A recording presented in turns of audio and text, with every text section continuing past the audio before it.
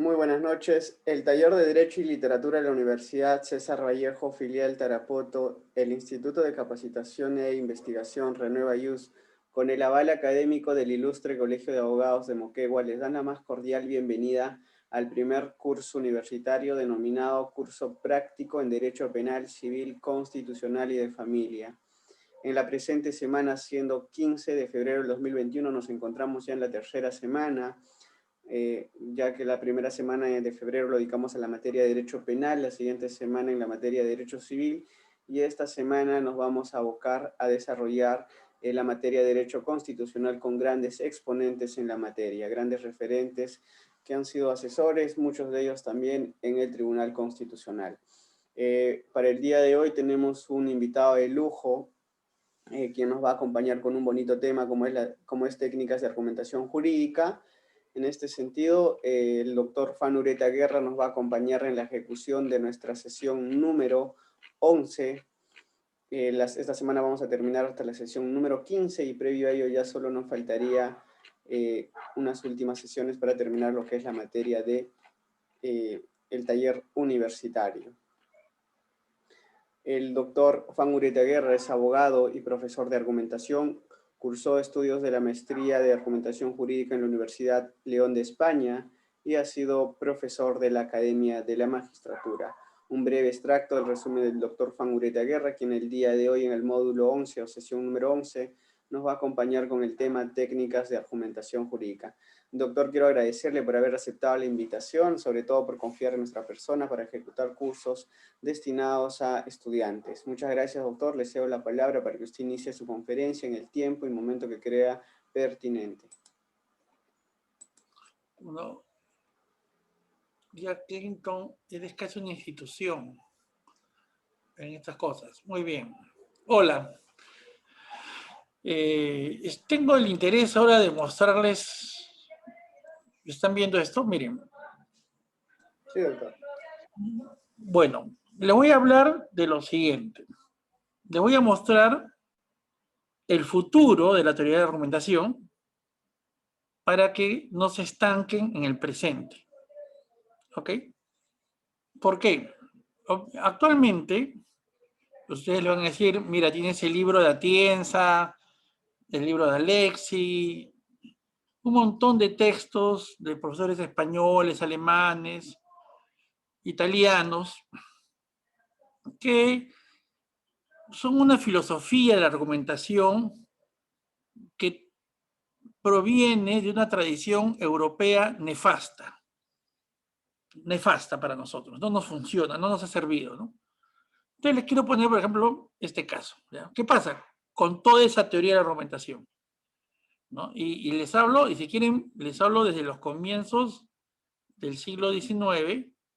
Eso incluye a Beccaria, incluye a Potier, incluye a Portalí, incluye a Savigny, incluye a Hering, incluye a Kantorowicz, incluye a Jenny, incluye a todos los que ustedes quieran que han escrito en los últimos 200 años sobre este tema. ¿Ok? Y esto se debe a que en Europa venían de una cultura jurídica medieval del debate escrito, el debate judicial por escrito. Y a los europeos no les funcionó nunca el debate por escrito. Siempre fue un problema, es como si hubieran inventado Skynet. Era tan corrupto, tan lleno de maniobras, que todos los reyes intentaron reformarlo y nunca pudieron. Entonces en la Revolución Francesa dijeron, el problema no es el expediente escrito, sino la ley. Hay que volverla sistemática, uniforme y obligar al juez a que aplique la ley. Y eso sonaba barato, porque el juez solo tenía que utilizar la ley. Entonces ya no comentaristas, ya no jurisprudencia, ya no el derecho romano, ya no las antiguas ordenanzas municipales, o sea, solo la ley, el libro, un librito. Pero eso tampoco funcionó, porque el debate escrito crea una serie de trastornos en la forma de la comunicación que vuelve, pues, imposible la decisión. Y obviamente permite que mucha gente se aproveche del resultado de la decisión y invente lo que le da la gana. Entonces usted me dice, pero entonces, ¿cómo es posible que una sociedad pueda funcionar con una justicia así?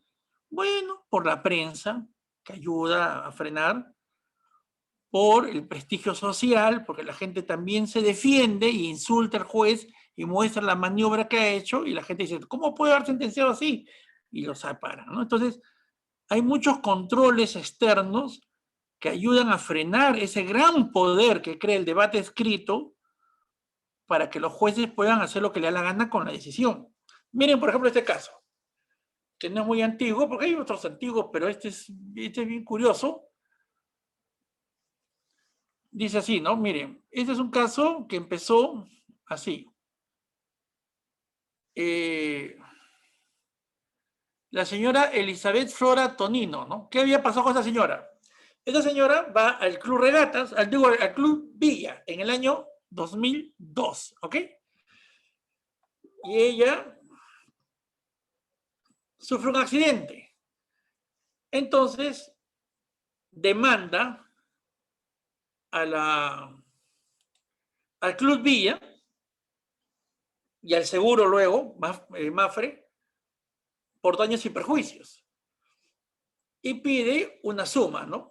Entonces, le dan 100.000 soles por daño moral y 50.000 soles por daño a la persona, ¿no?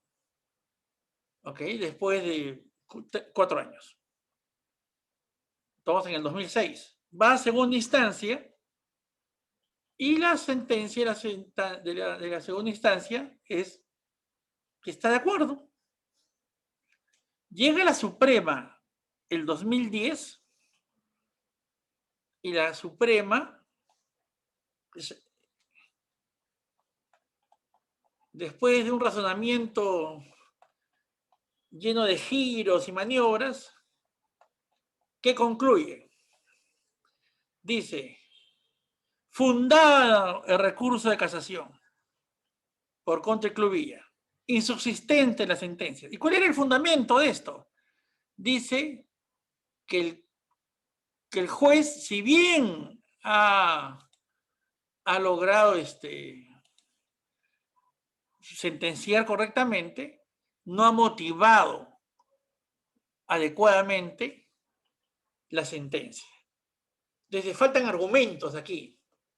Entonces, no motivado, dice. Dice,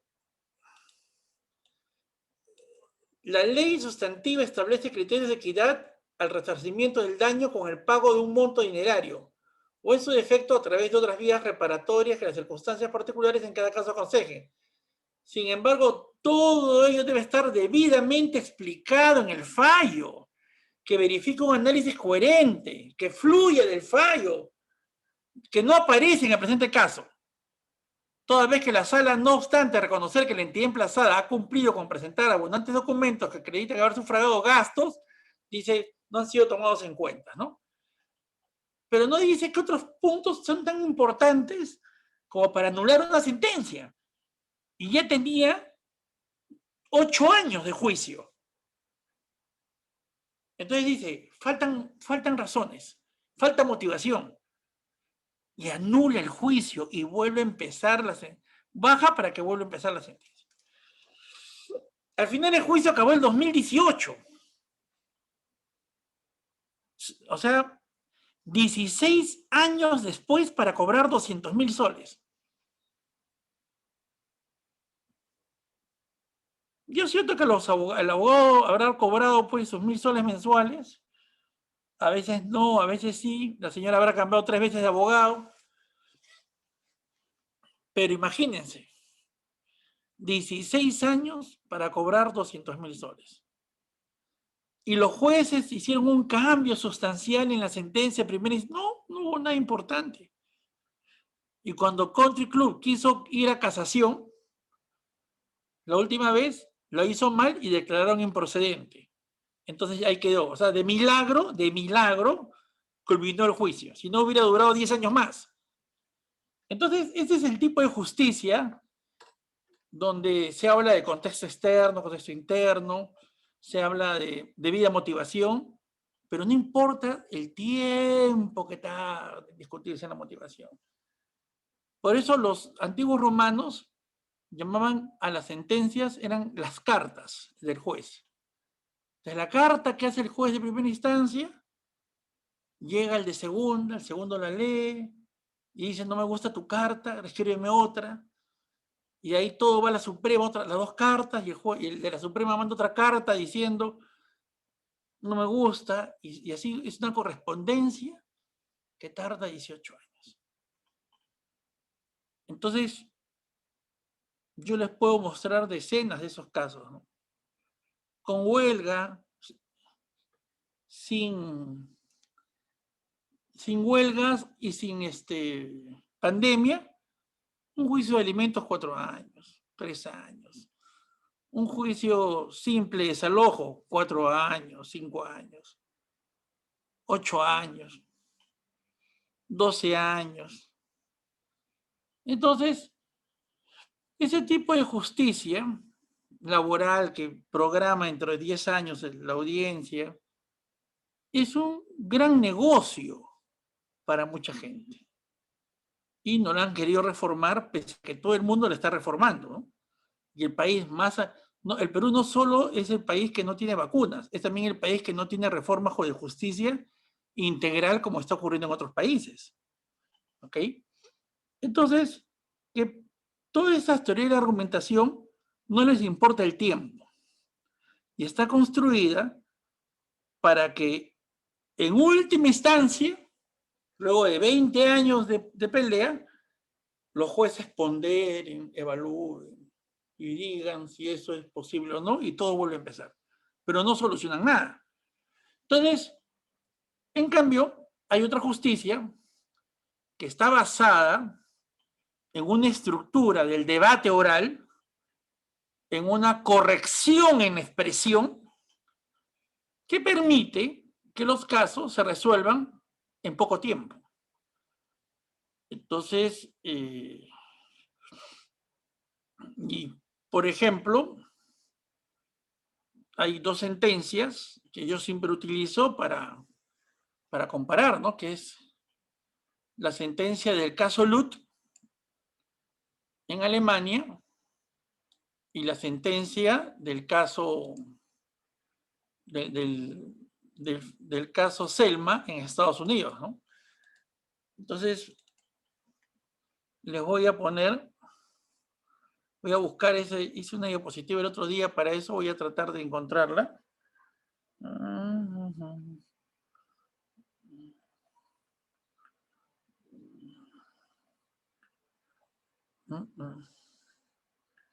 Voy a tratar de encontrarla. Si Dios quiere, se las encuentro. Bueno, resulta que en Alemania, en 1950, hubo una gran protesta debido a que los antiguos cineastas de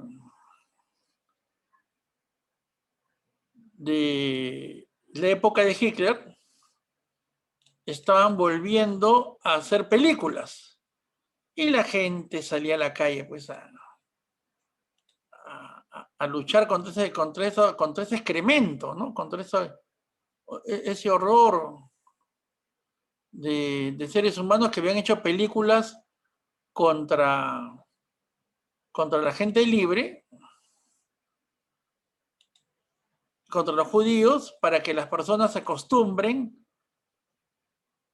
a que los judíos no eran seres humanos. Entonces hicieron una serie de películas muy potentes, muy sofisticadas, y uno de esos se llamaba Erich Lut. Digo, no, se llamaba Harlan. Era uno de los, caramba, qué lástima, que no lo voy a poder encontrar. ¿Dónde estará guardado? Pues ese es el tema. Bueno, resulta de que ese señor Harlan había hecho la peor película que se había hecho contra los judíos. Y resulta que Harlan vuelve a la palestra, vuelve a intentar hacer una película y es presentada en todas partes como uno de los novedades del año 50. Entonces los estudiantes salen a la calle a protestar, ¿no? Y un señor que se llamaba Eric Luth, ¿no? Así se llamaba él, sale a manifestar por su expresión, ¿no? Dice, no es posible que el cineasta más importante de este tipo se atreva a aparecer en la se atreva a aparecer en el cine, representando al cine alemán, y muestre que no importó nada de lo que había pasado. Y lo que ocurría era de que este hombre había logrado salir digamos, de los problemas judiciales, argumentando de que la película iba a ser peor, que él luchó para que no sea tan mala la película y logró hacer que las personas sean menos dañadas con esa película, ¿no? Entonces, lo que hizo entonces Eric Luth fue ir al Tribunal Federal Alemán para defenderse, porque ¿qué había pasado? Los cineastas le hicieron un juicio a Eric Luth y lograron hacer que lo condenen para evitar que continúe protestando contra esta gente, ¿no? Entonces, acá, bueno, voy a ponerles un poquito de lo que hay en internet para que vean y busquen sobre esto, que es muy importante. Acá van a ver, este es Eric Luth, ¿no? Ya era un héroe, ¿no? Este de aquí, esta foto de acá, ¿saben quién es? Este de acá, les voy a mostrar. Miren, esto es increíble, ¿no? Este es el cineasta Harlan, el cineasta de Hitler, cuando lo absuelve el tribunal militar inglés.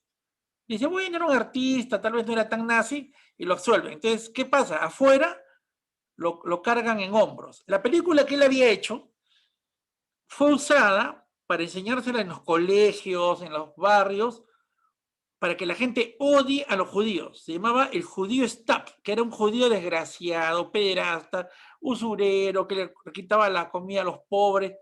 Entonces, fue hecho para que odien a los judíos y acepten el holocausto, ¿no?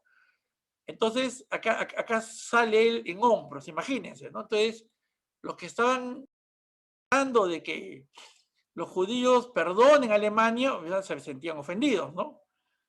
Entonces, en cambio, acá en esta foto, aquí se ve lamentablemente no encuentro mi diapositiva, entonces acá se ve a Erich Luth diciendo, pido perdón al pueblo judío.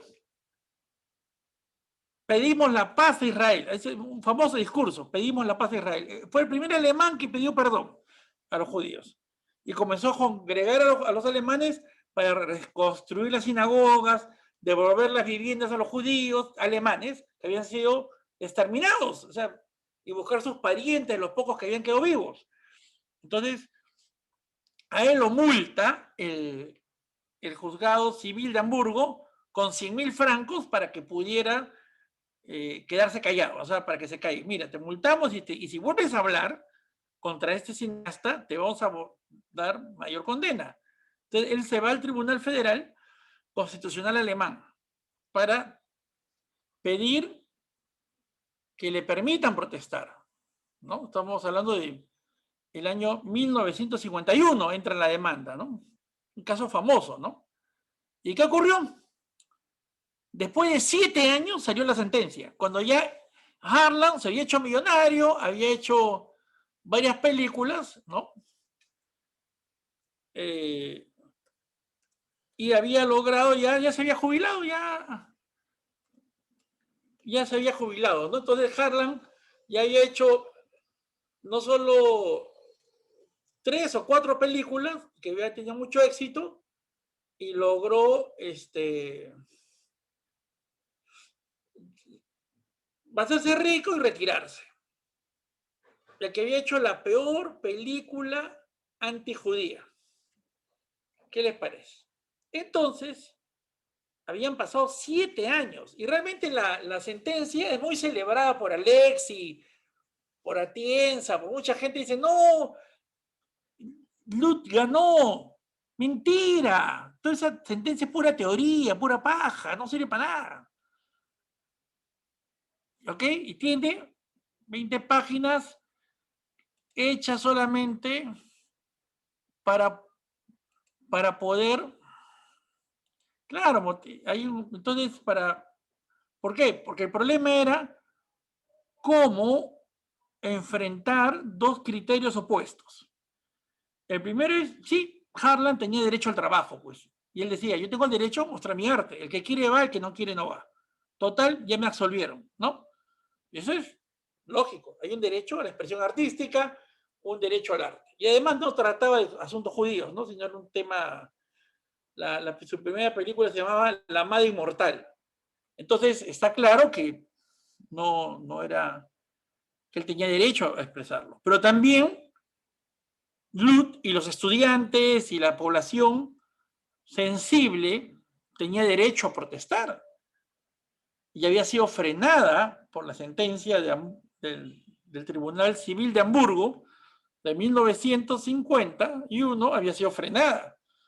Nadie hablaba ya de Harlem durante 7 años. Y el tribunal, cuando saca la sentencia, sabe que ya no, era inútil y dice, bueno, no, aquí el problema es que la Constitución tiene que interpretarse a través de derechos humanos sustantivos. Hace un palabreo cuando el problema era cómo enfrentamos derechos establecidos con el derecho de protesta del ciudadano. Y no se definió nada. En cambio, en Estados Unidos, en 1965, no.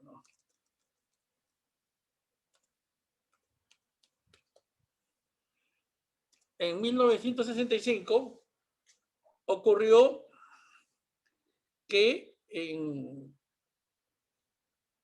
una protesta porque no se permitía votar a los negros. Y los negros, la gente de color, decide salir a las calles a protestar para exigir su derecho al voto, ¿no? Y un domingo, Martin Luther King, que era un promotor de la acción civil pacífica, elige en el pueblo de Selma, que es como decirlo una Guaná, un pueblito chiquito, ¿no? Para de ahí predicar en un templo, porque él era bautista, y salen a marchar 600 personas para llegar a Cañete, pongamos así, ¿no? Y estas 600 personas son apaleadas con bates de béisbol y con que tenían envuelto alambre de púas, y más de 70 terminan en el hospital con huesos rotos, ¿no? Lo único era que, como Luther King ya era famoso, habían cámaras de televisión, ¿no? Entonces, ellos van a un tribunal de pueblo dirigido por un juez que se llama Johnson, Friedrich Niemitz Johnson, que hace una buena sentencia. Una pregunta, ¿cuánto creen que duró el juicio para pedir permiso y la sentencia.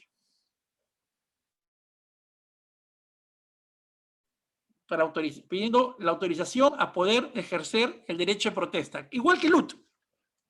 ¿Cuánto tiempo duró? A ver, ¿quién me dice? ¿Quién adivina?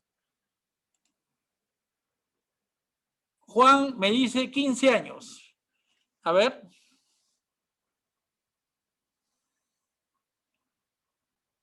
¿Quién otro? El que se acerca a la cifra gana. A ver. Le mando un libro. Ahí tengo un par de libros de habeas corpus que me han regalado un autor, se los regalo, así 2 tomas, así. 25 años. 20 años. Guadalupe dice 20 años. Otro, 30. ¿Quién más? A ver, ¿quién se acerca? A ver el caso. ¿Es más o menos, doctor? Diga usted, yo no tengo 25 años. 10 años. ¿Quién más? A ver, dígame, 30. Están cerca. Tibio. A ver. 40 años. Juliana, usted tiene mucha paciencia. 35. 57 años. ¡Ja! Todavía no acabaría. 37 años.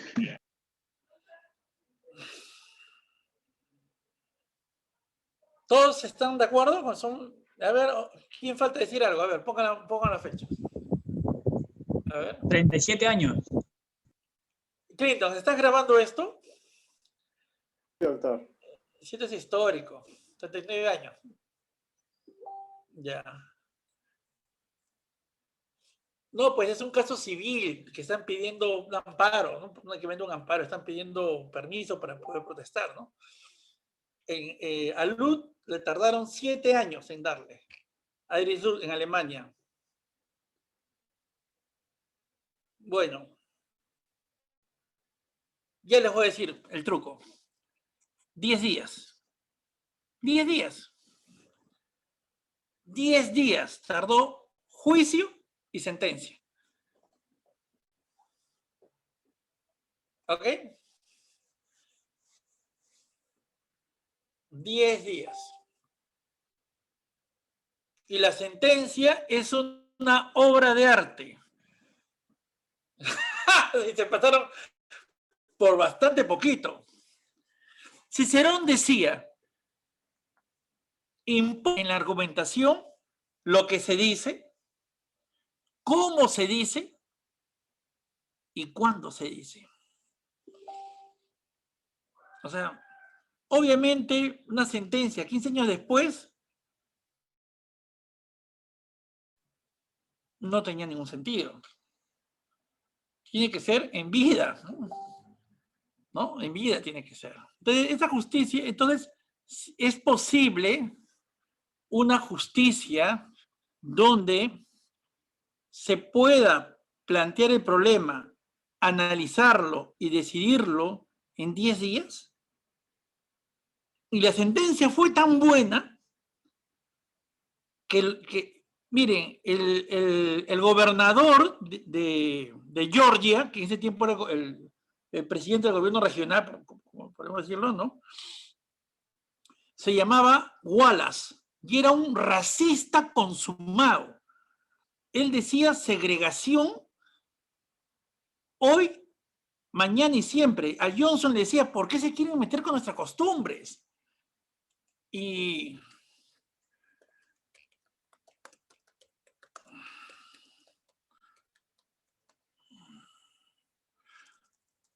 el tipo, cuando ordenaron por primera vez que ingresaran a un colegio blanco, niños negros, Wallace acá está. ¿Saben qué estaba haciendo aquí? Este tipo que estaba haciendo en este sitio, ahí parado, estaba prohibiendo que entre un niño de color a un colegio de blancos. Se paró en la puerta. No, no pasa. No, entra un negro a un colegio de blancos. Ese era Wallace. Y por eso les mandó romper el alma a los manifestantes negros en Selma, ¿no? Fue brutal. Utilizó métodos de represión que solo ocurrían en las colonias, como está en la sentencia, ¿no? ¿no? Ahí están las fotos, ¿no? El hombre ahí tratando de impedir que entren los niños de color, ¿no? Y para que puedan entrar, tuvo que ir el ejército, ¿no? Y con soldados acompañar a la niña para que ingrese todos los días. ¿Ya? Y acá está él con su bandera de la Confederación, ¿no? O sea, de los racistas que habían sido derrotados en Estados Unidos, él usaba la bandera de la Confederación, ¿no? Entonces, imagínense ustedes que este tipo no apeló. Imagínense, la sentencia era tan buena, tan clara, y el juez le dijo, señor Wallace, usted, permitimos, no dio la solución, pero le dijo, si usted quiere apelar, ya está armado el expediente y la sala está esperando. Y pasado mañana sería la audiencia, para que tenga tiempo de ejercer su derecho de defensa. Pero esto no se dilata más. Y el tipo no apeló, pues. Después se arrepintió, pidió perdón, ya de viejo, porque le cayó un balazo, quedó inválido. Entonces el presidente de Estados Unidos 2 veces. Bueno, lo importante es ¿qué hace la sentencia? La sentencia narra adecuadamente los hechos, fija la controversia y examina los puntos de vista con la jurisprudencia. Nada más, no usa teoría. La teoría la mete a través de la jurisprudencia, comparando casos. Y lo que se propone es conciliar el punto de vista de la autoridad que dice que las pistas no pueden ser bloqueadas y el punto de vista de la protesta, porque es un derecho ciudadano el protestar, el reclamar, dentro del orden legal. Es parte de la democracia, es esencial de la democracia, ¿no? Entonces, y más aún cuando el sistema no funciona. Entonces, ellos dicen, en una constitución hay el derecho a protestar, y cuanto más grande sea la afectación, más grande será la protesta, dice el juez, ¿no? Y la sentencia es así, es magnífica.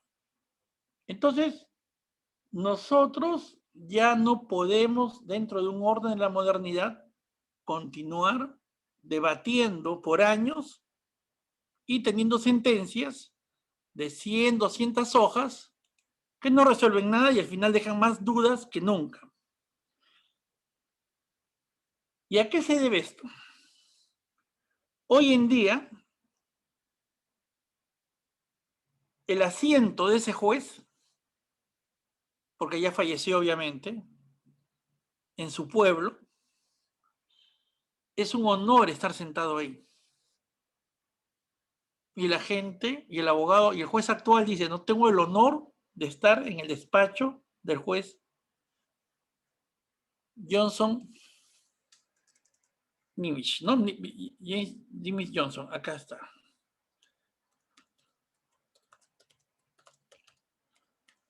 Que por sus sentencias llegó a ser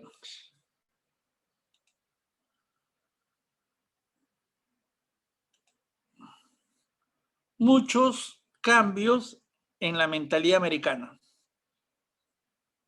¿Ya? Hay que sentenciar como él, hay que redactar como él, hay que pensar, hay que hablar como él. ¿Ya? Y él que usaba la retórica forense, pero en una vertiente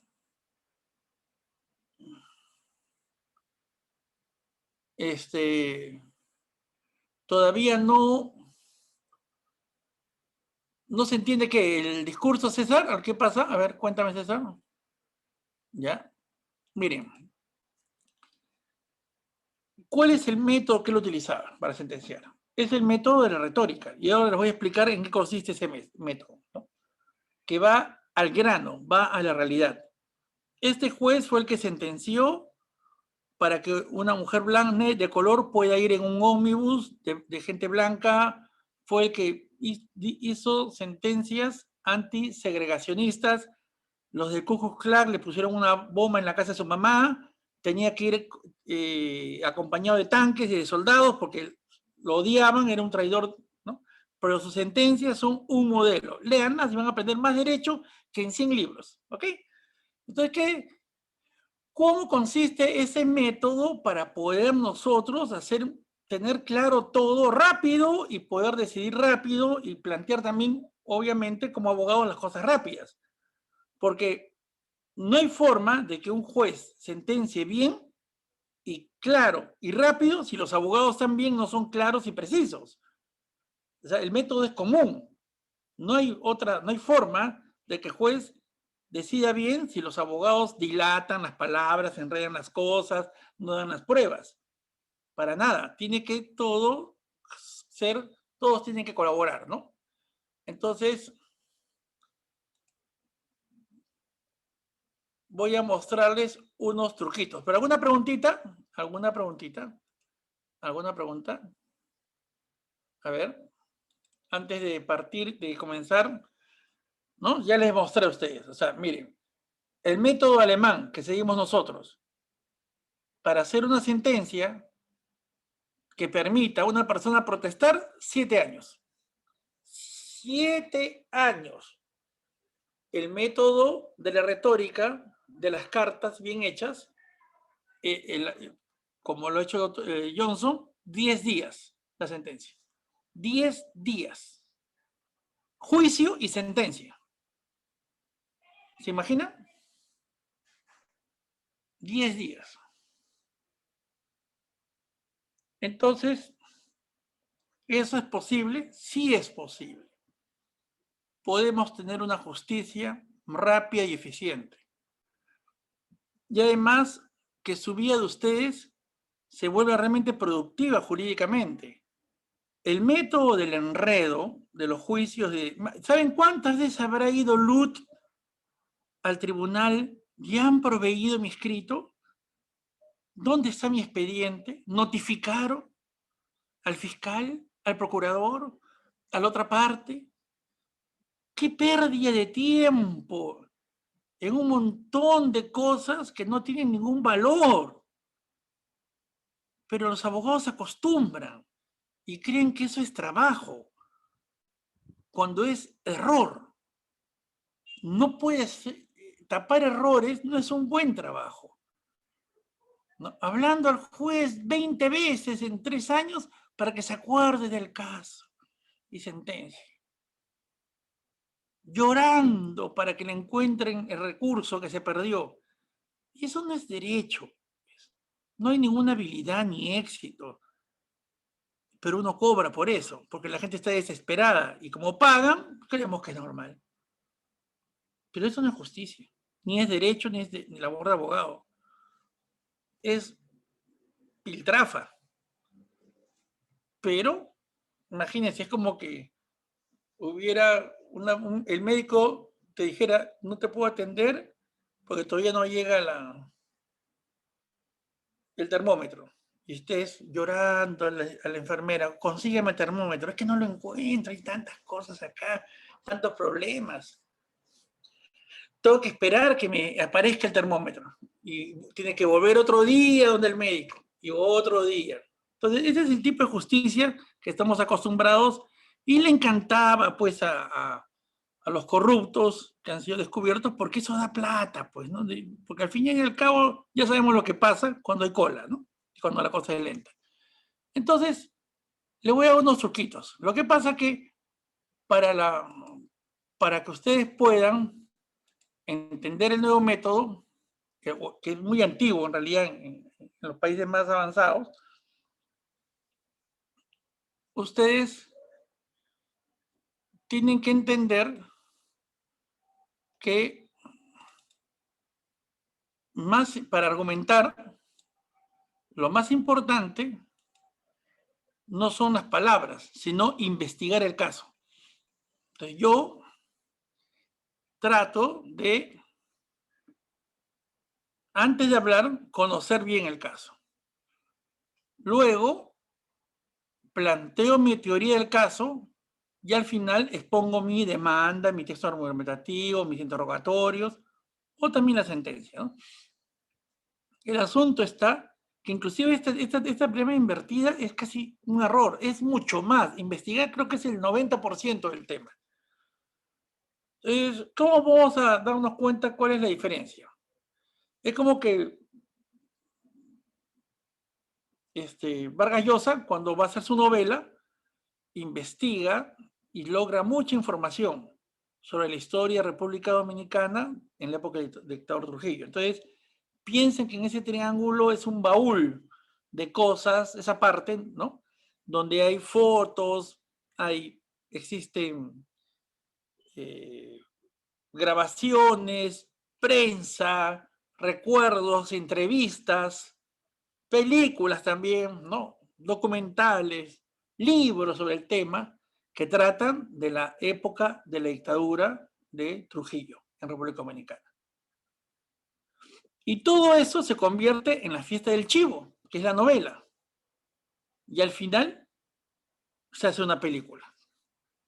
Entonces, ustedes van a llegar a un momento en que, ¿ven? Acá, esto es más, por si acaso. ¿Y esto qué significa? Esto de acá es miles de hojas. Esto es, la novela es 1000 hojas. Solamente 1000 hojas tiene la novela. Y el texto argumentativo, que es la película, son 120 hojas. Imagínense, ¿eh? ¿Sabían eso? Un guión de cine solo tiene 120 hojas. Imagínense, o sea, son solamente una hora. Una hora. Esto es una hora. ¿Y cómo decidir con eso? Bueno, vamos a dar cuenta de qué se va a hablar para que eso pueda funcionar. Entonces, yo tengo un pequeño ejercicio para mostrar la diferencia entre una perspectiva teórica y una concreta. ¿Por qué? Porque ustedes están acostumbrados a creer que hablan de la realidad cuando están hablando de manera teórica, abstracta, y no aterrizan. Y se llenan de otras abstracciones para poder tratar de justificar las abstracciones. Entonces, este pequeño ejercicio se los voy a regalar. Hoy día salieron, me costó mucho darme cuenta, pero yo creo que les va a servir. Pero necesito que ahora sí hablen, ¿no? Entonces esto comienza así. Necesito que una persona lo lea. A ver, ¿qué persona se anima a participar y leer? Buenas noches, me gustaría participar. Muy bien. Fuerte y claro, léalo, por favor. Ok, ¿ahí está bien mi timbre de voz? Se te escucha lejísimos, pero no hay problema. Ya, ok. A ver, ¿cómo debe buscar pruebas el abogado? ¿Ahí se escucha? Sí. Ok. Un Pruébelo, astrónomo, sí. sí, un astrónomo, un físico y un matemático que, nuevamente porque movió la diapositiva. ¿Cómo debe buscar pruebas el abogado?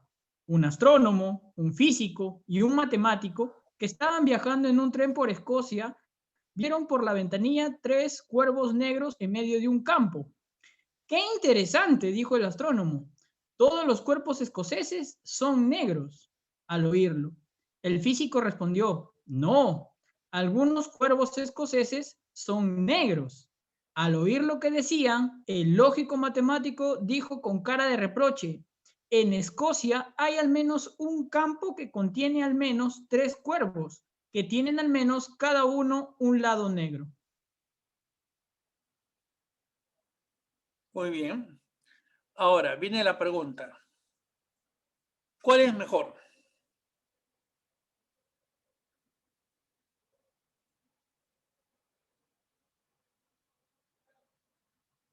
¿Cuál es mejor? ¿Todos los Definitivamente, cuervos escoceses son negros?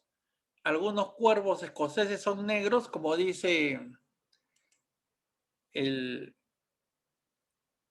astrónomo, dice todos los cuervos escoceses son negros. Algunos cuervos escoceses son negros, dice el físico, y el lógico matemático dice en Escocia hay al menos un campo que contiene al menos 3 cuervos que tienen al menos cada uno un lado negro. ¿Cuál es mejor?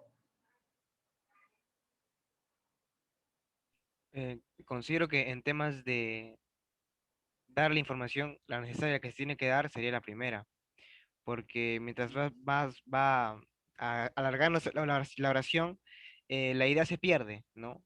Entiendo que es una argumentación por exceso, y sí es innecesario, totalmente innecesario. Muy bien. Tiene sus estudios, el doctor, muy bien. El otro, por favor, otra opinión.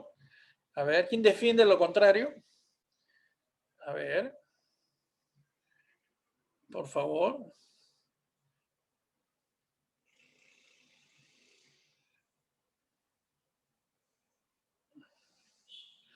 ¿Quién está a favor de otro? ¿Quién defiende al lógico? ¿Quién defiende al astrónomo? A ver. ¿Quién puede decir algo más? Están calladitos, ¿no? No tengan miedo, doctores. Son abogados, tenemos que hablar, tenemos que opinar.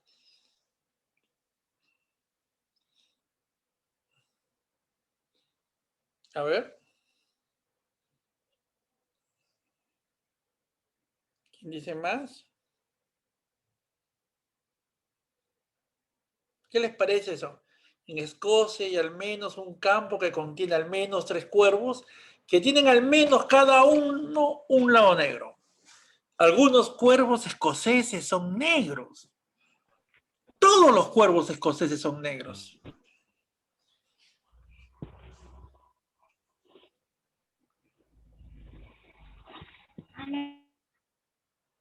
A ver. Dígame, escucho. Participen, eso es excelente que participen. A ver. ¿No se anima nadie?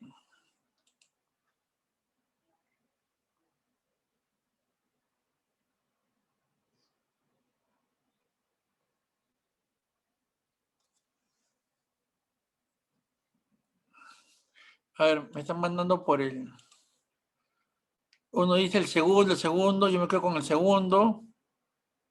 Dice, de hecho, ninguno porque no tienen pruebas, solo argumentos. Se basan en lo que han visto, ¿no? ¿Ya? Una prueba remota, gracias a otro... Ya, nada. A ver, el segundo, ya. Mira, para muchos les gusta el primero. A otros, el segundo, son los que mejor se protegen porque dicen la palabra algunos es un gran protector. Y algunos les gusta el tercero porque se parece más preciso. Pero en realidad ninguno de los tres sirve. Todos estos tres para mí están mal. Así, horriblemente mal. No sirven. Así. ¿Por qué? Porque se basan en una percepción. Han visto de lejos. Y con las percepciones no llegamos a nada en el derecho. En cambio, vamos a ver ahora lo que tendría que hacer un abogado para hablar sobre los cuervos. ¿Quién me puede ayudar? Otra persona que pueda leer todo esto, por favor.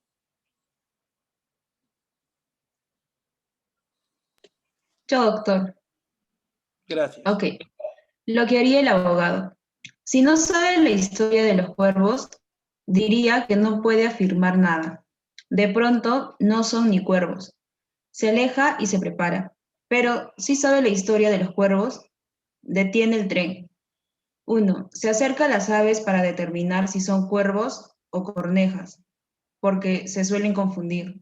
2. Sabe que de lejos los cuervos se ven negros, pero de cerca tienen plumaje con tonos verdes y azules.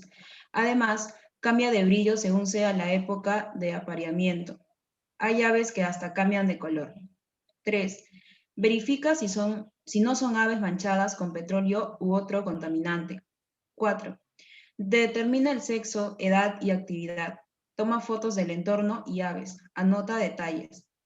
Y 5. Selecciona elementos que le servirán de prueba y argumento. Muy bien. ¿Por qué?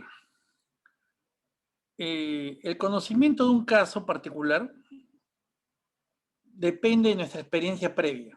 No hay forma que ustedes conozcan algo si no tienen elementos de comparación previas.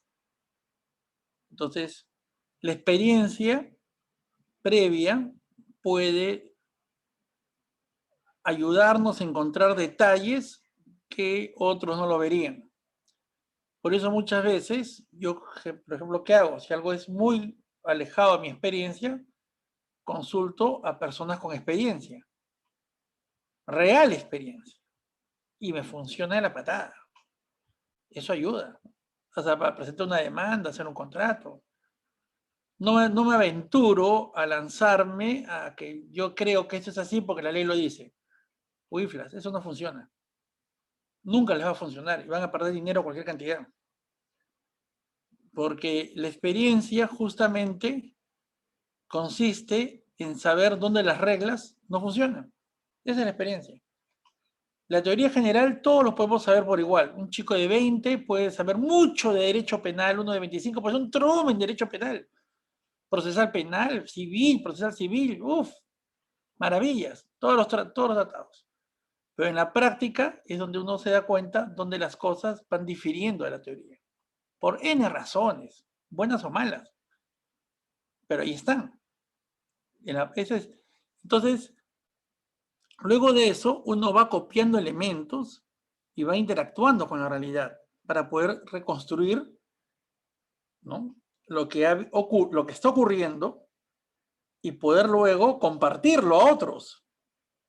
Entonces, ¿qué pasa? Siempre argumentar es presentado como una actividad discursiva, mental, filosófica. Yo creo argumentos, y es cierto, ustedes pueden palabrear en un juicio, pueden palabrear en una sentencia como hacen los supremos, y puede ser que ganen. De hecho, pasa eso cada rato, porque inventan cosas que la gente se queda cansada, aburrida, y lo imponen. Pero eso es una trampa. Al final, eso no contribuye ni a ustedes ni a la sociedad. ¿Por qué? Porque muchas veces también eso va a hacer que pierdan el caso. Obviamente, ¿no? Entonces, nosotros requerimos bajar del tren y acercarnos a la realidad. Y por mi experiencia les digo, desde que me di cuenta de esto y lo practico, en mi oficina me dicen, tú eres un brujo.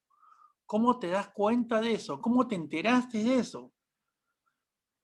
Entonces, nosotros somos no intérpretes de la ley. Ese es el juez. Los abogados, antes que nada, somos unos cazadores de pruebas. Así de simple. Buscamos la realidad. Miren, yo tuve un caso, por ejemplo, donde a una persona le quitaron un terreno que él poseía a través de una escritura pública donde había una minuta del año 92. Ahí le quitaron el terreno en el 2009. Y en esta escritura pública se establecía que había un árbitro. Al final el árbitro ejecutó, fue al juez, lo desalojaron al poseedor y perdió su terreno, aunque él tenía el derecho a prescripción, ¿no? Y esta minuta y esta escritura había sido diseñada por una mafia, la de Orellana. Y cuando yo leo la minuta, en la escritura, dicho sea de paso, transcrita, allí decía que se designaba en el año 92 al señor Jurado Nájera, con DNI. Miren, esa minuta había pasado por el notario, había pasado por el registrador, había pasado por el juez, por el árbitro, por el juez, por el fiscal que dijo que no había delito, por el fiscal superior que ratificó que no había delito. Y la minuta decía que había un DNI. Y en 1992 no habían DNIs. Era imposible. Entonces reabrí el caso, el notario dijo que no era su firma y algunos de los que participaron confesaron. Pero miren, solo por leer bien y encontrar el defecto y cotejar el documento con la realidad. Y es cierto, en toda la investigación ningún abogado había ni siquiera pedido la minuta. Todo se había hecho solo con la partida, con la transcripción de la partida, que siempre es limitada, ¿no? Entonces, estamos recuperando ese terreno, por ejemplo, una hectárea.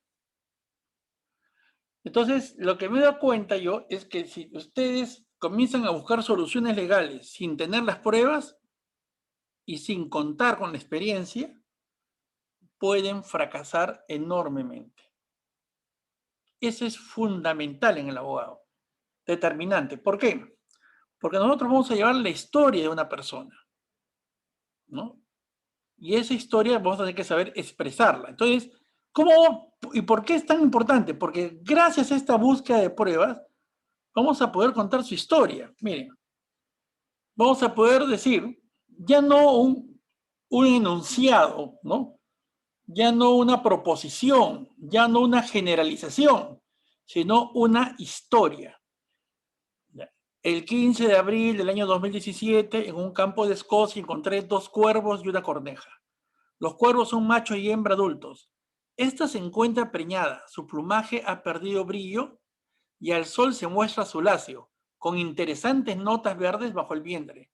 Se encontraban fuera del nido descansando después de comer.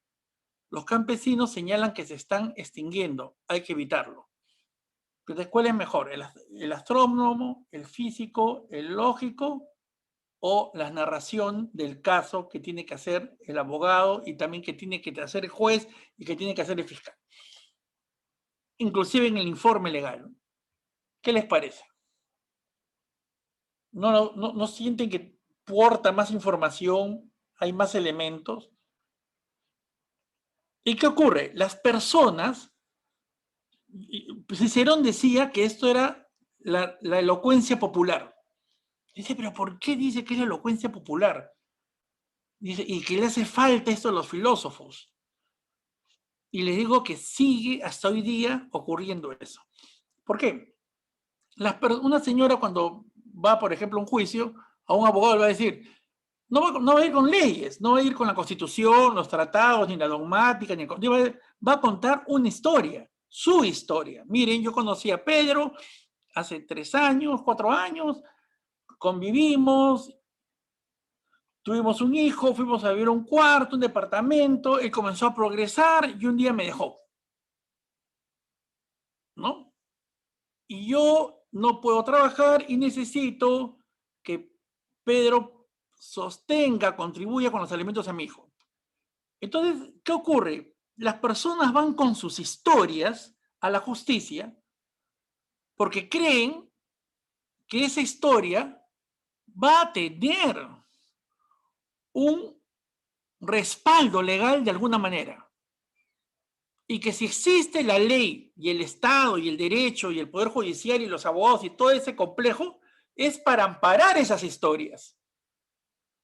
Yo he alquilado mi casa, tengo 80 años, y de esos arriendos pago mi subsistencia. Y ahora el inquilino no se va y no paga. Y ya tengo 1 año sin comer. Entonces, el derecho tiene que amparar esa historia. Pero no en 5 años, 7 años después de juicio, sino tiene que ser rápido. Acá hay hambre, ¿no? Te he quitado del banco el dinero sin consultarte. O te está cobrando un banco usurero, ¿no? Y si ustedes vieran las cosas simples que a las personas les pasa, ya están discutidas toda la vida. Por ejemplo, hay un juez francés, Magnon, que en 1890 tuvo el atrevimiento de desobedecer la ley. Y en el caso de una señora que robó pan porque se moría de hambre, la absolvió. Y ese juez, que también es de un pueblito como Lunahuaná, su sentencia apareció en un diario de París y se volvió famoso. Y este juez, si leen su libro que está en internet, el juez Magnon, está traducida al español, trata de los problemas que todavía siguen siendo problemas de nuestra justicia. La mujer, violencia contra las mujeres, el patrimonio de las mujeres, los alimentos, el problema de la usura, el problema de los campesinos frente al abuso, ¿no?, de los cazadores y campesinos, el problema de los trabajadores. El índice es el Perú de hoy día. ¿Ok? Entonces, esa justicia, que es la que a mí me preocupa, no la de fusiones entre bancos, porque la justicia, ¿qué pasa cuando hay fusión entre dos empresas y discuten? Se llama un arbitraje. Y eso es una justicia que siempre han tenido ellos, porque entre las empresas tienen su propia justicia cuando chocan entre ellas. Entonces, en esas historias, nosotros no tenemos que destruirlas, sino decir lo necesario, lo que se puede probar, para que no se pierda de vista. Entonces, ¿cómo lo pruebo? Con fotos, plumas recogidas, una cita de autoridad, un testimonio, ejemplos de otros casos, y esos son los argumentos que van a respaldar nuestra historia. ¿Ok? Y luego también las consecuencias, porque toda buena historia nos lleva a una acción. Necesito que fije una pensión de alimentos de tal monto. Necesito que me vuelva la casa. Necesito que reduzca la deuda. Necesito, ¿no?, una serie de pedidos que van a ser consecuencias de la historia. Y ahí el saber legal calza no como el marco que permite la historia, sino es la solución justa a esa historia. Es el capítulo final de esta historia, ¿no? Entonces, hay pocas formas para narrar bien las historias de las personas, ¿no? Los griegos los llamaban peristasis. No era tesis, no era hipótesis, sino peristasis. ¿Por qué? Porque tiene que decir el qué, quién, cómo, cuándo, dónde.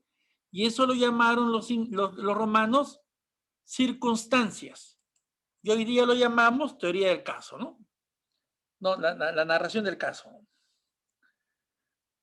Y los argumentos, ¿qué hacen? Iluminan el caso, dan luz para entender el caso, pero a la vez son una prueba de su veracidad, o sea, permiten ser discutidos y examinados para poder saber que realmente ocurrieron. O sea, miren, yo te digo, esta foto que ofrezco es realmente la del cuervo de ahí. Que cualquier perito lo diga y me refute si encuentras uno. Y estas plumas son de cuervo. Entonces, yo al ofrecer pruebas, vuelvo refutable lo que digo y entra a discusión, ¿no? Pero estoy confiado porque es la verdad. Entonces, ¿cómo saber si una historia es buena y es verdadera? Por los detalles que brinda la historia, por la acción que sugiere, los argumentos sin pruebas y las refutaciones descartadas. Ustedes en el derecho son entrenados sin analizar las refutaciones. Dice, el acto jurídico es así, es manifestación de la gente capaz, objeto lícito, fin lícito. Pero, ¿qué pasa si el fin puede parecer ilícito, pero el acto se mantiene?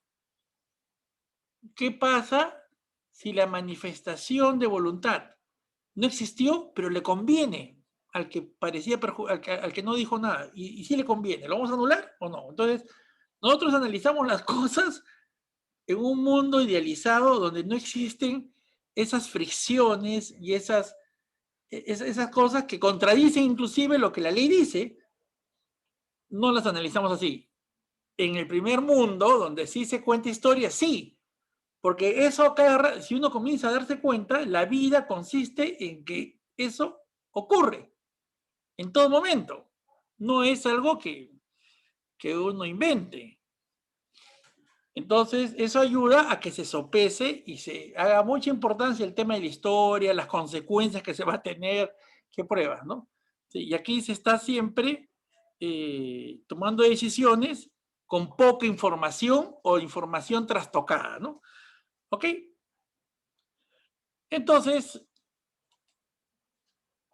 el método consiste en aprender a hacer un exordio, la narración del caso. El exordio es la introducción, la narración del caso, la división que señala lo controvertido y no controvertido, la confirmación donde uno presenta los argumentos a favor de la narración, la refutación que va a decirnos que todo esto es mentira y nosotros, ¿qué decimos para los que nos refutan? Y el resumen para aclarar por qué tenemos la razón o no. Y esta estructura ha sido tan importante que hasta Sócrates lo repite en el discurso de Fedón. ¿Por qué es tan importante? Porque es la forma de comunicación de casos más eficiente de todos los tiempos, no hay otra. Si ustedes quieren hablar bien de un caso y plantear claramente un caso, esta es la forma. ¿Por qué? Vamos a ver por muchas razones. Miren, su sobrevivencia en la litigación oral, alegato de apertura, examen directo, contraexamen y alegato de clausura. O sea, el alegato de apertura se corresponde en la vieja estructura de exordio, narración, división. Si voy a redactar, igual, sumilla, párrafo de introducción, relato de hechos, puntos controvertidos. Exposición de pruebas, argumentos a favor, réplica de argumentos y resumen final. Esto de acá los gringos lo llaman hamburguesa y está igualito. O sea, eso proviene de la retórica. ¿Y por qué funciona? Porque nuestro cerebro opera así para plantear el problema y alternativas, evaluar las alternativas y elegir. Eso refleja, subyace en esto, el proceso básico de solución de problemas que los seres humanos lo hemos usado desde que cazamos mamuts. Y cuando hay éxito, planteamos el problema y alternativas, evaluamos las alternativas y elegimos la alternativa. Es tan simple, pero justamente todo lo que es simple solemos dejarlo de lado porque nos da flojera, porque implica ciertas operaciones, ¿no? O sea, hay que bajarse del tren para que esto funcione. Y yo puedo reemplazarlo con palabras, con palabreo, con doctrina, citar, y no saber nada de la realidad. Y plantear el problema, plantear alternativas ficticias, evaluar alternativas ficticias y voy a mandarme a lanzarme a ver hasta dónde llego. Y ahí se van 18 años. 7 años tengo para pelear esto, ¿no? Ese es el asunto. ¿Y por qué funciona en los países donde esto camina? Porque también esto se encadena como un sistema de preguntas y respuestas, donde las respuestas que se van dando al comienzo dan sustento a nuevas preguntas, nuevas respuestas que van avanzando en el mecanismo de solución de problemas. Entonces, yo pregunto, ¿qué pretende? Que Pedro pague la deuda, una historia, ¿no? Ahí no, digo un exordio, hay un resumo mi petitorio, ¿no? Entonces, ¿qué ocurrió entre usted y Pedro? Un día vino Pedro y me dijo que había un buen negocio, me ofreció estos documentos, me pidió 15,000 soles, yo le giré, aquí está el voucher, ¿no? Entonces, esa es la narración. Entonces, ¿cuál es la finalidad de estas preguntas? ¿No? Crear un contexto para formular el problema y las alternativas, ¿no? Entonces, lograr un alegato de cultura y sanear el proceso, saber que realmente están todas las partes. ¿Por qué? Porque todo esto depende de otras subpreguntas. Es lo único que está en discusión, no hay otras implicancias, es realmente, están todos, quién, cuándo, cómo, dónde, es todo lo que ocurrió, pueden ser probados, y luego pasamos nosotros a la enumeración de pruebas, luego pasamos al examen de cada prueba, luego pasamos a fijar el punto controvertido y no controvertido, perdón, la división, luego preguntamos a cada prueba críticamente, luego absolvemos las preguntas críticas contra nuestro punto de vista y vamos. Entonces son cientos de preguntas que muchas veces, si están mal planteadas, van a hacer que el resultado de la decisión sea mal tomada. Entonces, ¿por qué? Porque el debate oral y todo aporte dentro del debate debe ayudar a esclarecer las preguntas. Entonces, se va reduciendo la ambigüedad y lo que queda por decidir es poquito. Ya el juez prácticamente solo decide 2 o 3 cositas en estos sistemas de debate. No decide todo ya. No, los hechos ya quedaron acreditados como son, el punto controvertido ya está acreditado como son, y al final se discuten un par de cosas nada más. una interpretación legal, una prueba y que se acabó el tema. No que vuelve a rehacer el mundo. No, no, no. Es muy concreto. Por eso que se ve absurdo que haga sentencias largas. Entonces, ¿cuáles son los problemas? Que a veces no hay pruebas o están dañadas, el peligro, no, por ejemplo, el testigo no recuerda todo, a veces hay problemas de argumentación, resulta que el testigo tiene antecedentes penales, tienes que explicarlo de alguna manera, que eso no influye en la decisión. Pero a veces también tu testigo se enreda, es un hombre que confunde cosas y no tienes otra. Entonces, nosotros tenemos que ir resolviendo los problemas de cada nivel, ¿no? Desde elegir la prueba, ¿no? Y ver cómo están dañadas en conjunto y cómo completarlas, las refutaciones que va a tener y cómo exponerla para que sea un todo coherente, ¿no? Y eso es el arte del abogado. Entonces, con lo que les quería decir ahora, si no los he cansado, es que el debate forense y la práctica profesional, la argumentación del abogado, es muy específica, no es teórica. Nosotros no hacemos conclusiones académicas. Nosotros buscamos que se tomen decisiones que van a afectar a personas reales y le vamos a quitar su visita, su sueldo, su casa, su libertad. Y se la vamos a dar a otro. Entonces, yo, ¿cómo puedo tener autoridad para decir que a esta persona se le afecte tan grandemente en su vida? Entonces, el argumento más poderoso es, miren, yo sé lo que ocurrió, porque estuve allí. Yo lo vi. Mi cliente lo vio, pero yo lo confirmé, porque fui ahí. Revisé lo que él dijo, y es verdad. Por eso que en todas partes del primer mundo, la argumentación del abogado es casi la de un testigo fiel. Es como la de un reportero fiel. Y eso, ese poderoso argumento de inicial, de decir yo estuve ahí, ese exordio de entrada es brutal. Y el segundo es, y por eso vi esto, sé esto, y lo pruebo con esto, pregúntenme lo que quieran, y obviamente no voy a leer un libreto, sino que voy a contar y transmitir una realidad. Y eso requiere, para que funcione, orden, colaboración, o sea, ser clarito, ser preciso, sencillo y saber la relevancia de las cosas, darles una relevancia, ¿no? A lo importante, lo secundario, lo secundario. Obviamente, en nuestro sistema de justicia no hay orden, no hay colaboración, no hay precisión, no hay sencillez, la gente habla sin saber lo que está hablando, aparenta, y por eso, pues, las cosas duran 18 años, nada más, y punto, ¿no? Es como ese vocal Villestein, ¿no? Que dice, al final de un caso, dice, bueno, hay un proceso, en este proceso sobre explotación de menores, la niña de 14 años estaba sentada todas las noches, de 7 de la noche a 4 de la mañana, bebiendo licor, pero eso no es explotación porque estaba sentada. Obviamente, él ni sabe lo que había ocurrido ahí. Y obviaba, por ejemplo, que una menor que consume alcohol de 14 años se le queman las neuronas, para empezar, ¿no? Y segundo, que obviamente le van a ofrecer trabajo sexual, de prostitución. Entonces, obviamente, esa distancia con la realidad, ese no saber realmente qué ocurrió ahí, le permite inventar historias falsas para reemplazar la realidad.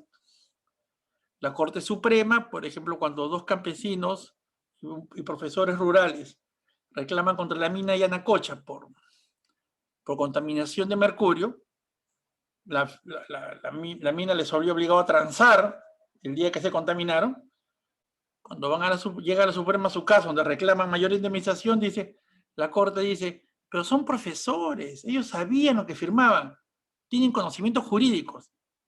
pero no menciona que son profesores rurales. Pues, ¿de qué profesor va a saber de una transacción? Ni los que tienen auto en línea saben bien eso. Entonces, inventan la realidad, ¿no? Entonces, al final terminan inventando realidades. En el caso de Yamoja, ¿no? Dice, puede ocurrir que en otras circunstancias la víctima tenga menos puñalada que el victimario, ¿no? O sea, que el victimario sea está invirtiendo la figura como que la mamá es la que quiso matar a la hija, ¿no? Lo cual es totalmente falso, eso nunca ha ocurrido, no hay manera de que un victimario tenga más puñaladas que la víctima, ¿no? O sea, eso es una ficción, pero entonces inventan realidades. Entonces, y eso es bien terrorífico para los abogados porque nosotros cuando peleamos casos complicados, a mí me dicen, yo en primera gano, en segunda, pero en la Suprema, ahí puede pasar cualquier cosa. Y en el Tribunal Constitucional también. A veces se ajustan a la realidad y a veces inventan otra cosa. O a veces dicen, bueno, que hay una jurisprudencia que favorece el caso y resulta que ya caduca, ¿no? O citan un autor que ya cambió de opinión. Es increíble. Es increíble. Entonces, ese tipo de justicia es la que tenemos que enfrentar y que tenemos que cambiar manejando adecuadamente una estructura de argumentación basada en el caso, en la realidad y la prueba. ¿Ok? Y eso depende de ustedes. Y yo les digo una cosa. Hay más cosas que no voy a poder decirlo ya por la hora, pero esto encima es beneficioso al nivel espiritual. No saben cuántas personas me dicen, doctor, primera vez que cuentan mi historia. ¿Ok? Y cuántas veces he visto a los jueces cambiar de cara cuando les cuento bien la historia y les muestro las pruebas, inclusive en casaciones, en nulidades en la Suprema. Y me ha sacado a la gente las fauces del error judicial. Y también, bueno, me ha pasado pues sentencias donde tienen que inventar al flautista de Hamelin para tratar de no darme la razón cuando la tengo, ¿no? Los grandes esfuerzos que hacen, ¿no? Pervertidos esfuerzos. Pero ustedes van a defender personas y tienen que entrenarse a ver la realidad de esas personas, llevar esas historias y defenderlas contra el orden conceptual manipulable que tenemos, ¿no? Lamentablemente, nuestra tradición viene de formas de discusión no conciliatorias, no amigables, sino tenemos a un Danton que pelea contra un Marat acompañado de Hegel y Kant. Y eso hace que las cosas se llenen de 200, 300 páginas que son totalmente innecesarias. Ahora, hay países dentro de la cultura europea que se han independizado desde hace tiempo, ¿no? Por ejemplo, una casación en Francia que crea precedente. ¿Cuántas hojas creen que puede tener esa casación? Van a ver, tiene una hoja, una hojita solamente, una casación de la Corte Suprema. De acá tenemos casaciones de 150 hojas, plenos casatorios, ¿no? Libros que valen $500,000. Estamos pagando $500,000 por 150 hojas que no lo valen. Así de simple, que no lo valen para nada, ¿no? Ni en el Tribunal Constitucional ni nada. Entonces, esta argumentación les va a ayudar a ustedes a mejorar su pensamiento crítico y a defender mejor a las personas y lograr mejores éxitos. Y poco a poco, yo creo que tomando las medidas necesarias, hacer que los juicios resuelvan en menos tiempo, ¿no? En mucho menos tiempo, ¿no? No es posible que sigamos con una justicia de años. Eso es inconcebible, es un abuso en el cual no podemos contribuir. No es una forma de vida decente para un abogado el decir que, ¿sabes qué? Tu juicio dura 20 años y me vas a pagar mis soles mensuales y ya tengo para vivir 20 años. Eso está esa colaboración que hacíamos al sistema, que lo ha hecho los abogados desde el año 1100 en Europa continental, es algo que no podemos aceptar. Tenemos que buscar un sistema de justicia donde las cosas se resuelvan lo más pronto posible, que no dure más de un año, ¿no? Ni hablar. Es imposible esto. Es ya inconcebible en una época donde todo el mundo está resolviéndolo y acá no. Y acá estamos todavía como si fuera el 1800. Miren, inclusive me da pena, ¿no? Y ustedes obviamente lo saben, ¿no? Había un baúl que traía las cartas de España, que tardaba 6 meses en llegar a Lima. Y obviamente, si venía la carta a Tacna, tardaría 8 meses, ¿no?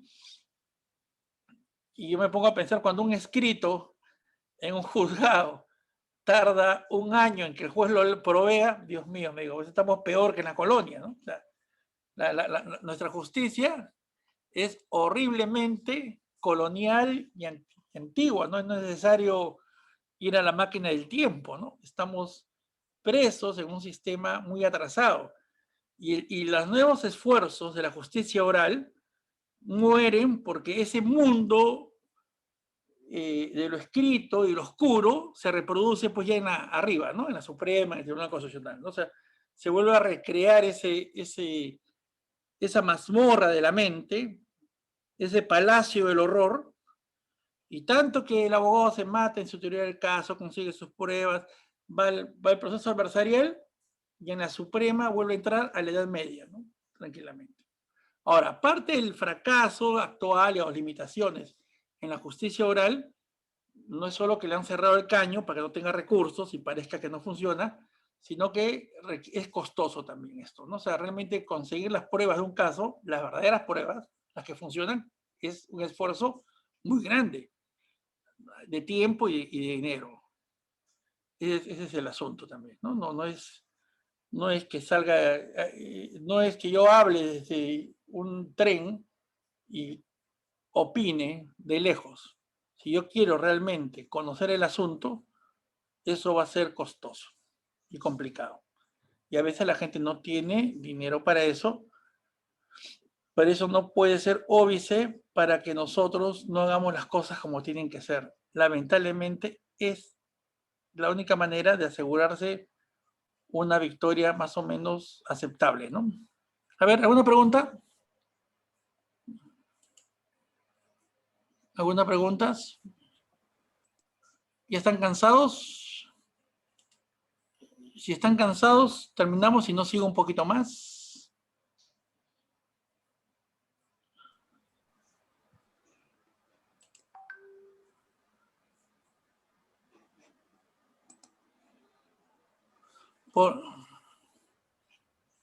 No, me hace una pregunta. Mire, hace un momento, ¿por qué todo lo que puede averiguar o ver no tiene valor si al final no recaba la prueba y elabora?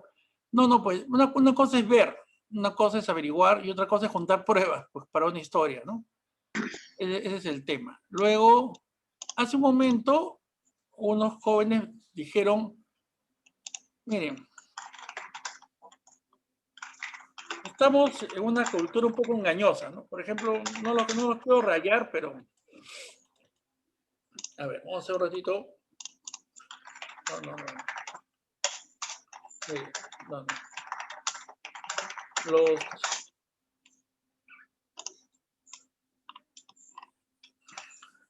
¿Qué pasa? Yo con esto puedo hacer deducciones. Todos los cuervos se conocen son negros. X es negro, entonces X, ¿no? Algunos. O sea, yo puedo hacer lógica, usar la lógica y crear acá todo un discurso basado en estas impresiones.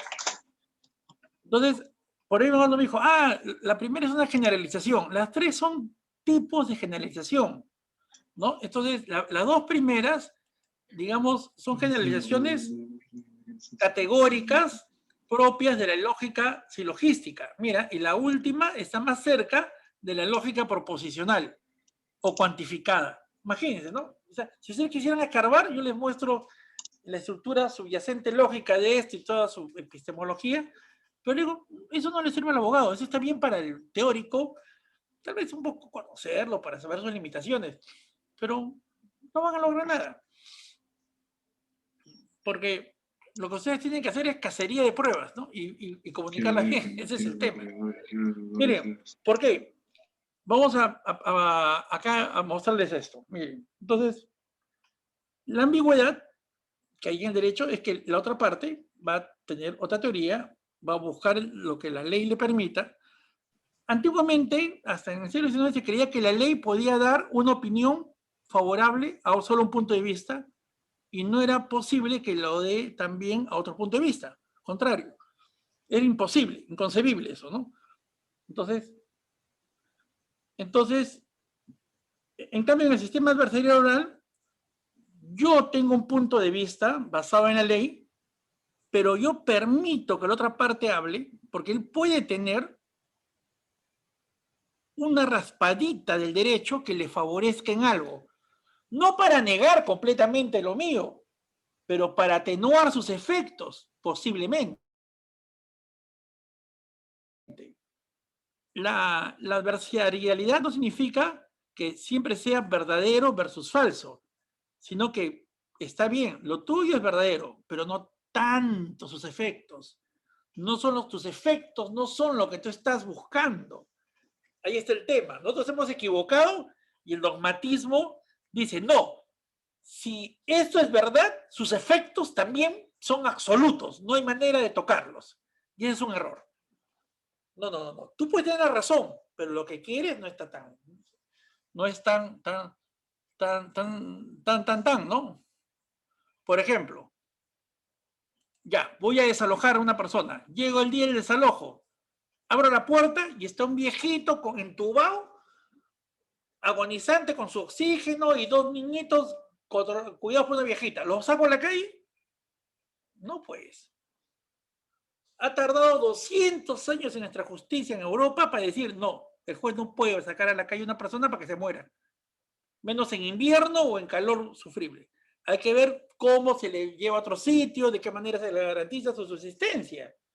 Entonces, nosotros, no porque una tesis sea verdadera, sus consecuencias no podamos atenuarlas y no podamos argumentar a fin de lograr eso. Entonces, y obviamente, una maniobra es decir, bueno, es cierto, pero no tanto. Entonces, y eso me ayuda a graduar su efecto. A veces no es necesario que una persona niegue todo, pero sí puede decir no tanto, ¿no? Y busco que el efecto no sea tan gravoso para mí. Y eso es a lo que nos dedicamos nosotros. Y eso no destruye la sociedad, en cambio la enriquece, la humaniza, porque no todos estamos en las mismas condiciones. De eso se trata este asunto. Entonces, ¿qué pasa? Miren, ustedes ven, por ejemplo, acá la competencia, cómo esto ayuda para la competencia, ¿no? Y les voy a decir, todo el derecho que funciona se basa en la conciliación, no en la imposición. Ese es otro error. Toda la Edad Media se dieron cuenta, y también los anglosajones, que la conciliación es el comienzo del derecho. ¿Por qué? Porque el derecho es una de las estructuras normativas creadas para lograr mayor cooperación entre las personas. O sea, si ustedes dicen, yo me detengo ante una luz roja porque la autoridad me lo ordena, ¿ya? Eso no funcionaría. ¿Por qué? Porque el que no cree en la autoridad va a cruzarla y usted va a morir. Pero si se pone en el punto de vista de que todos respetamos esto para cuidarnos entre todos, obviamente la cosa, inclusive hasta cómo se penaliza, cómo se sanciona, cambia. Porque entonces, ¿qué ocurre? En un sistema dice, ya, que cruza la luz roja, le quemamos el carro. Y la gente lo va a seguir haciendo. Pues si decimos, ya, cruza la luz roja, lo obligamos a que lleve un curso de civismo, lo obligamos a que cuide el tránsito y lo incorporamos a la comunidad. Entonces, esto es una forma de discutir tratando de que las personas sigan en la comunidad, no en desaparecerlas, ¿no? Entonces, eso ya, hoy día ya no vamos a poder tratarlo muy bien, pero veamos cómo funciona el mecanismo, ¿no? Miren, la Coca-Cola versus Pepsi. La Coca-Cola decía, yo soy la chispa de la vida, y tenía un atractivo envase. En cambio, Pepsi dice, viva la vida con Pepsi, la bebida de la cordialidad, de la amistad, por supuesto, los amiguitos, y luego su envase lindo. Entonces, ¿qué pasa? La estructura, acá está plenamente establecida la estructura retórica, ¿no? ¿Cómo? Yo quiero recuperar esto. Miren. El exordio o introducción es el envase. es el lema, ¿no? La chispa de la vida, este es el exordio. Y aquí igual, la bebida de la cordialidad, esta es la entrada al discurso, ¿no? O sea, yo quiero que veas que esto es la cordialidad, este es el exordio. ¿Y cuál es la narración? El envase. La historia es el envase, es la historia, ¿no? El tema es la chispa de la vida, pero los argumentos, o sea, las pruebas, son el contenido. Ahí está el asunto, ¿no? Entonces, ahí está. El tema o exordio es esta frase. La historia es el envase y el contenido son los argumentos. ¿Y por qué es importante reconocer esto? Porque las personas no toman las decisiones de la misma manera. Entonces, algunos deciden por el tema, la chispa de la vida, y punto, contento, se la creen. Y ojo, está demostrado que muchas personas deciden a la primera. Así. Otros deciden por el envase y se enamoran del envase y andan con su envase por todas partes, en la manito, su botellita. Están enamorados del envase, de la historia. Otros por el contenido, por las pruebas. Se enamoran de las pruebas. Y otros necesitan comparar, ya más comprometidos. Y obviamente para comparar se requieren más operaciones mentales y tienen más compromiso con la verdad, obviamente, ¿no? Entonces, este sistema de argumentación se llama la argumentación por estructuras retóricas. Y las estructuras retóricas, lo que señalaba acá no sé si lo tengo, acá está, claro. La función de la estructura consiste en aportar precisiones progresivamente crecientes que obligan a los personajes a enfrentarse, o sea, porque ustedes se vuelven parte de la historia, ¿no? A enfrentarse a dilemas cada vez más difíciles. A causa de estas presiones, tienen que tomar decisiones y llevar a cabo acciones que son cada vez más complicadas, de tal forma que se vaya revelando su verdadera naturaleza, incluso hasta el nivel del Dios consciente, ¿no? Entonces, nosotros organizamos el texto en partes reconocibles y a la vez vamos comprometiendo a la persona, conforme va viendo el debate o va leyéndonos, a realizar operaciones mentales más complejas. ¿Ok? Por ejemplo, porque los comunicadores dicen, si el mensaje solo provoca un comportamiento de rutina, el consumidor va a tener un bajo nivel y va a tener poco tiempo para la toma de decisión, ¿no? Lo rutinario, lo va a hacer sin analizar mucho. Si se compromete un poco más, va a tener una toma de decisión limitada, donde va a aportar un poco de información fuera del debate para poder tomar la decisión. Va a comparar lo que dice el debate con información externa del debate para tomar la decisión. Va a tomarse el esfuerzo de googlear, por ejemplo, ¿no? Va a tomarse el esfuerzo de llamar al notario. Oye, ¿tú has hecho esta escritura? ¿No? Y luego se tiene la toma de decisiones más extensa, donde ya inclusive analiza bien las alternativas y busca inclusive otras. ¿Ah? Ya es una decisión más complicada, ya la persona está más comprometida con el problema. Entonces, nosotros, al debatir, lo que vamos a buscar es obviamente según nuestra conveniencia. Si usted siente que está un poco flojo, va a querer que decidan rápido. Si usted está tranquilo, no le interesa si comienzan a googlear la prueba. Pero de repente el tema que usted tiene es tan complejo que necesita que realmente vayan a profundidad, ¿no? Y tomen una decisión más extensa y también puedan crear alternativas. Entonces, de eso trata este mecanismo. Es muy realista, ¿no? Esto de aquí es la comunicación como es humana.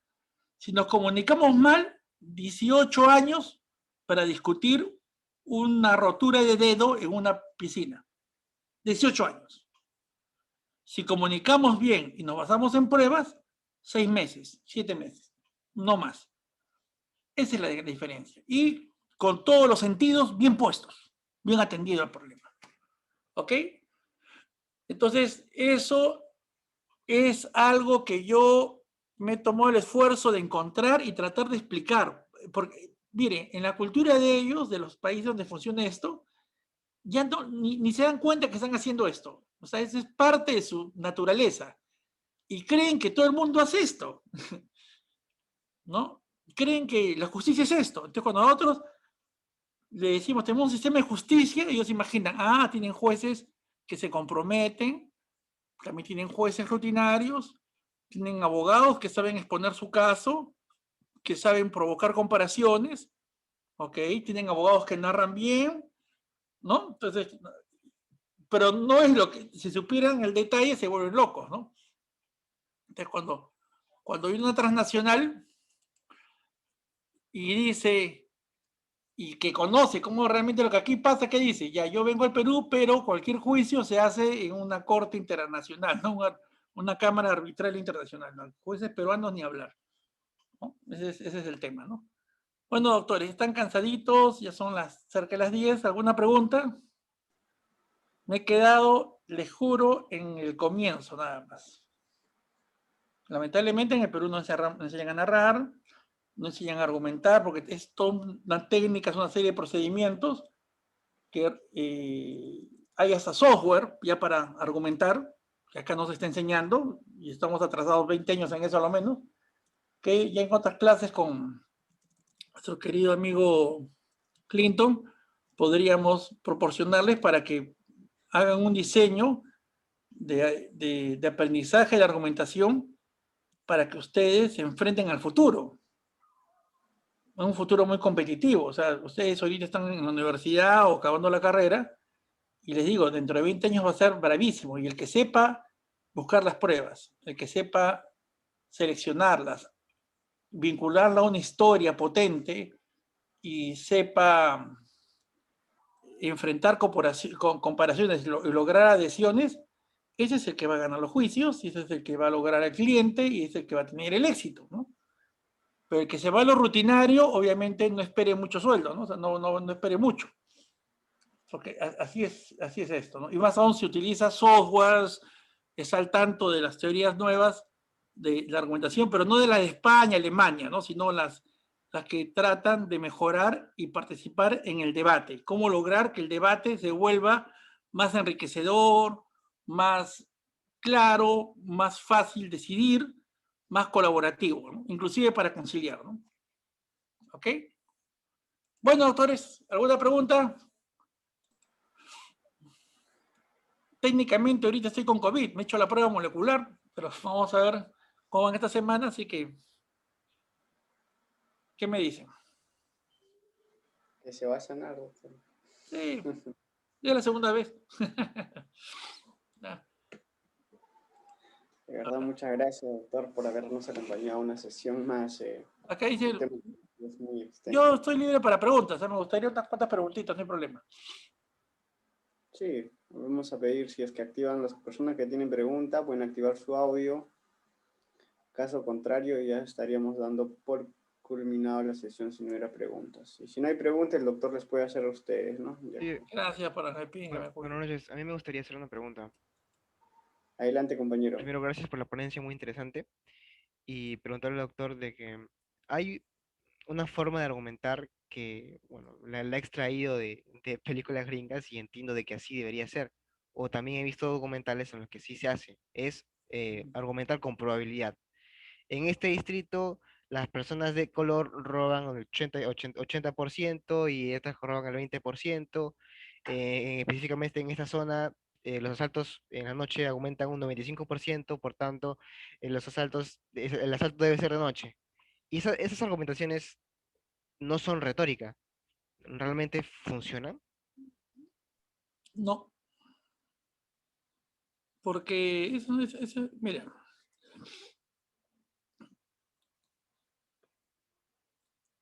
muchos utilizan ese tipo de ejemplos que impactan, ¿no? Por ejemplo, dice así, mira, ¿cómo se llama este? Perdón. Sherlock Holmes, dice, ¿no? Por ejemplo, en una de las novelas, va a conocer a Watson, ¿no? Pero ninguno de los dos se conocían, el médico Watson y Sherlock Holmes, el investigador, ¿no? De Watson ingresa por la puerta de la habitación y lo primero que dice Sherlock Holmes es, vaya, usted es un médico militar que viene de Afganistán. Y el otro dice, pues si tú no me conoces, ¿cómo sabes eso? ¿No? Queda sorprendido, le dice, absorto, ¿no? Oh, muy sencillo, le dice, ¿no?